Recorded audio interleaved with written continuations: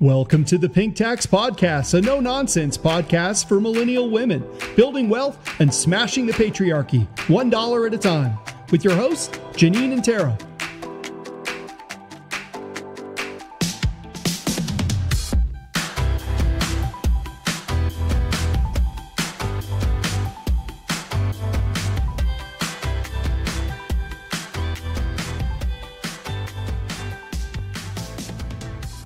Hi, Janine. Hey, Tara. How's it going?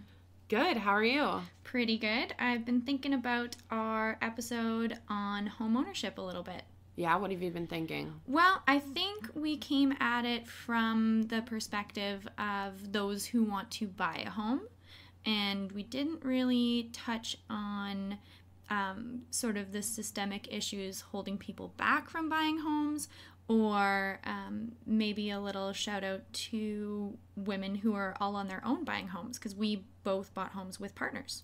Absolutely. Those are some really good points. And I think we should probably dive into affordability first, because that's something that is really challenging for people that do want to own a home. Yeah. So we can kind of work backwards. I think most people, they don't go from living with their parents or living rent-free, however that might look like, to buying a house right away. I think that's a pretty privileged set that get to avoid the rental market altogether. Yeah, most people would move out on their own when they're in their probably early 20s if they went to university, or maybe right at 18 as well. Yeah. And they would be responsible for their costs associated with living. And usually you don't have enough saved up to put down at least 5% on a home in, I guess, a big urban center. Mm-hmm. Yeah, or even what I wouldn't consider like a big urban center. So Charlottetown's been in the news lately with their affordability crisis in terms of the rental market.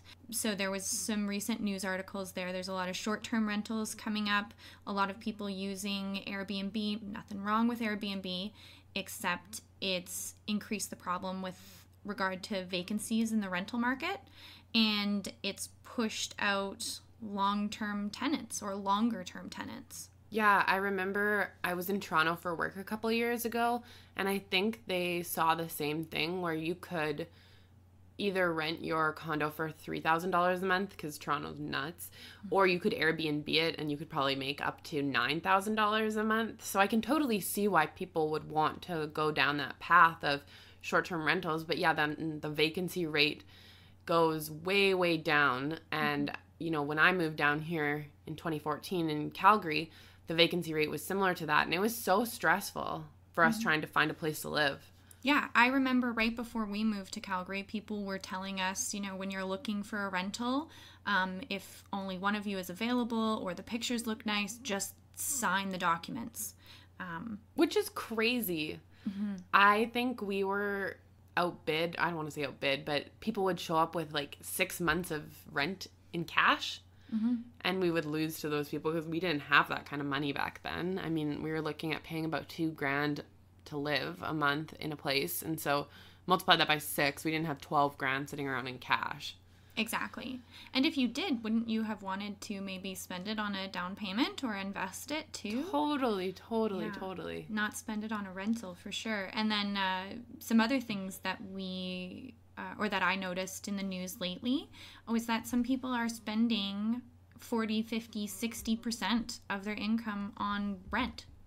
That's nuts. And I think that speaks to a couple of things that we want to touch on. First, obviously, how freaking expensive renting can be in major urban cities, but also how little, you know, us as millennials are making. I was just on a website that you and I were talking about before we recorded this episode, Generation Squeeze, which is a really interesting website, and they are focusing on the affordability of, you know, first-time home buyers. And they had a statistic that said earnings are down actually for the group of 25 to 34 from a generation ago. So right now we're sitting at about $49,000 versus it was $55,000 a generation ago. So we're making less money.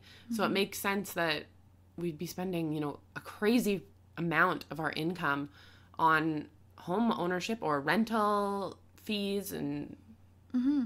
Well, it's not like back in the day, too, when my parents and grandparents bought their houses and they were able to rent it out for a reasonable price. Now, if we wanted to rent out our house, if we want to make any more money over and above what we're paying in our mortgage, we're passing that on to the renter, right? Even if you don't want to include things like maintenance costs or anything like that when you're looking at renting out your home. If you're paying $600,000 for a house, you have to think that the person renting that house from you is going to be paying more than that. Yeah, it's crazy when you look at the lack of affordability. Again, mostly talking about big urban centers, Calgary being expensive. I think Edmonton's less expensive. I'm not sure on like Regina, Saskatoon, Winnipeg, but I know Toronto and Vancouver are obviously just nutty for renting. Mm-hmm. Yeah. We looked in Vancouver, did not go to Vancouver. We've bought in Edmonton. Yeah. We've bought in Edmonton and Calgary. Edmonton seemed a little bit more affordable. Yeah, for sure. Mm-hmm. And then something else that was on the Gen Squeeze site there was that even with the lower interest rates that we're paying now, we're still paying more at the end of the day for our mortgages. That's how much the cost of buying a house, the cost of a house has increased over the past generation. That my parents were paying, 15% in interest. We're paying $2 on $100,000 though. Yeah, exactly. So at the end of the day, they were still paying less. Their mortgage was still less than what our payments are. It's I never thought about that because 15% is about $15,000 if my math serves me correctly. But if you have a $500,000 mortgage, you're paying 2%. That's like $10,000, and I mean 2% is pretty low.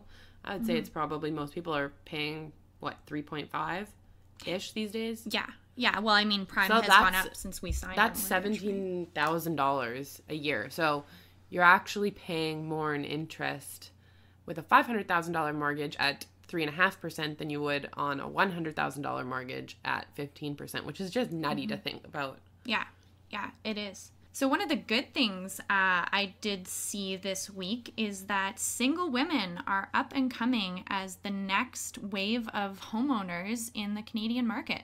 That's awesome. And I think we maybe mentioned this, but I know single women are also coming into a lot of wealth as well for investing. So it makes sense that they would be kind of the next group of people to utilize that money to purchase homes. And I think we're finally seeing, and this makes me so happy to say, that you don't need a significant other to, live a fulfilled life, to have a good career, to raise children, and to buy a house. I think that's such a patriarchal view that you need a man to buy a house, or a partner even.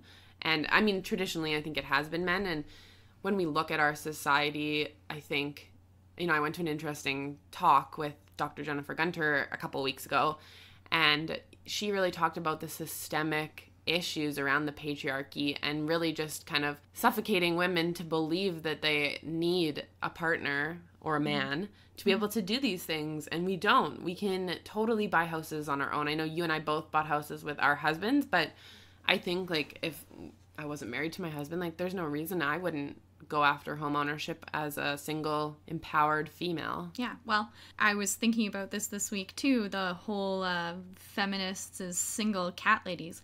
My dream was to become a single cat lady with my condo. I wanted to own my own place, like a little bachelor apartment. Never thought I would need anything more than that. And I had my cat before I met my husband, so he was non-negotiable. My cat, not my husband. I'd be a crazy dog lady. I'd have 30 puppies. Yeah, and I love that. I would wear, and I do wear, the crazy cat lady sort of analogy with pride. What a shitty thing to make women feel bad though. Mm-hmm. If you're single and you have cats, that's bad. But I think finally women are fighting back and being like, you know what, fuck you. Mm-hmm. This is definitely an explicit episode apparently. But we don't need someone to tell us, oh, you're a crazy cat lady. Oh, and you don't know how to cook. I don't know which is worse, right?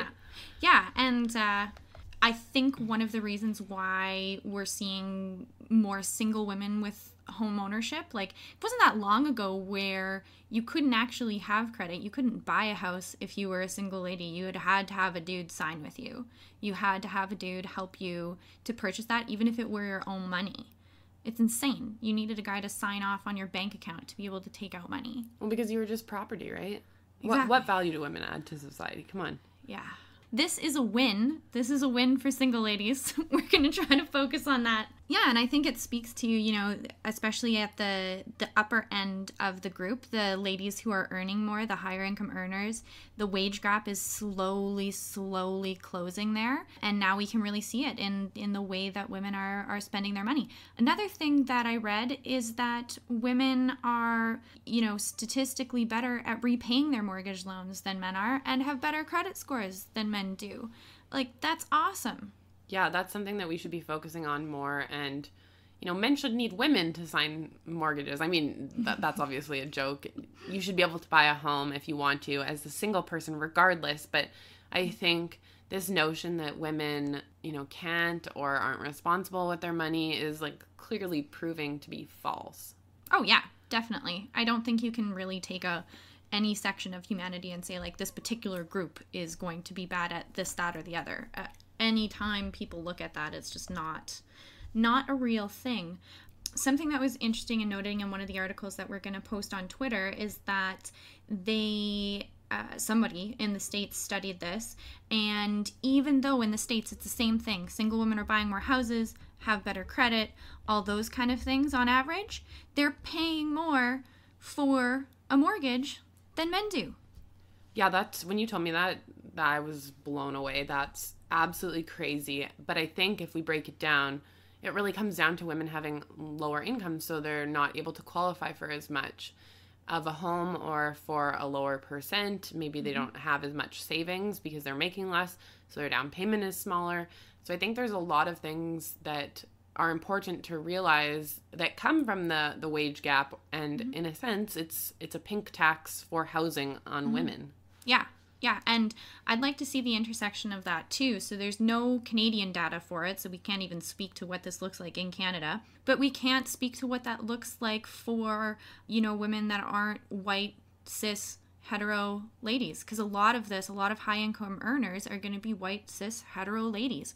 There's a lot of invisible statistics. Like, there's a lot of stuff that's not even being captured by this.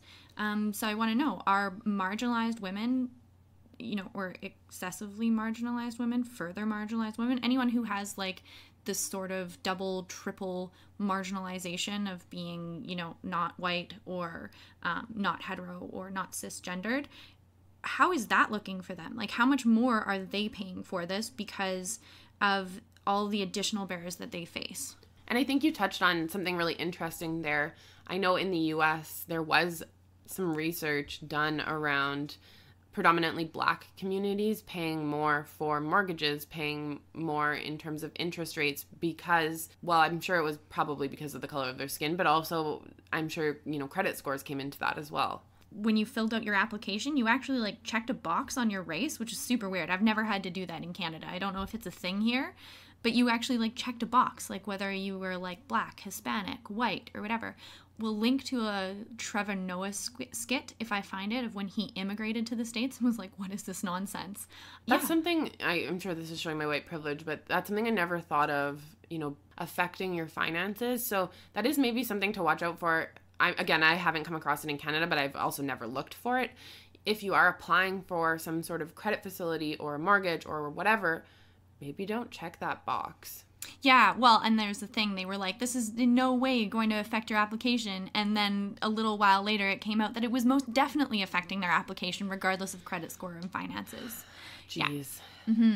Crazy, Love crazy the patriarchy, days. The white patriarchy. Yeah, well, white supremacy, right? It's just shitty all around. Yeah. I think we can probably wrap it up there. We'd love to hear your feedback on home ownership.